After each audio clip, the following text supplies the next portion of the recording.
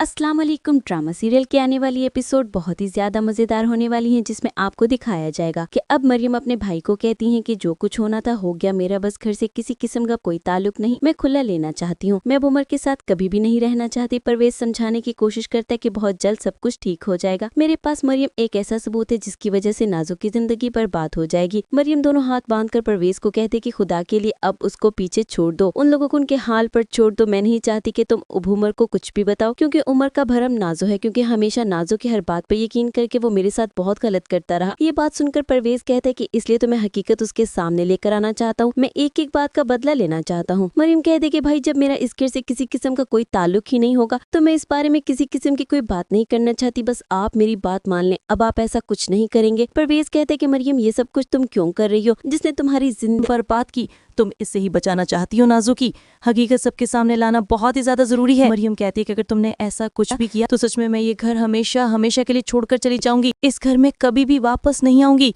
ये वो सुनकर नहीं, एक बार पहले मैं अपनी बहन को खो चुका हूँ, इस बार मैं अपनी बहन को खोना नहीं चाहता। मरियम ये तुम्हारा घर है, तुम इस घर में रह सकती हो, ठीक है, तुम फैसला कर चुकी हो। तुम अगर उमर के साथ नहीं रहना चाहती, उससे खुला लेना चाहती हो, तो कल मैं तुम्हारे साथ चलूंगा, लेकिन अभी तुम कहीं नहीं जाओगी। दूसरी तरफ अब आप ये भी देखने जा रहे हैं कि नईम इससे बात तक नहीं करता। सबको पता चल चुका है कि नाजो की वजह से इतनी बड़ी क़यामत इस घर में आ चुकी है।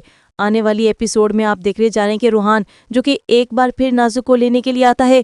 रूहान ये सब कुछ अपनी माँ के कहने पर कर रहा है, क्योंकि वो अपनी माँ से वादा कर चुका है कि वो कभी भी नाजो को डिवोर्स नहीं देगा।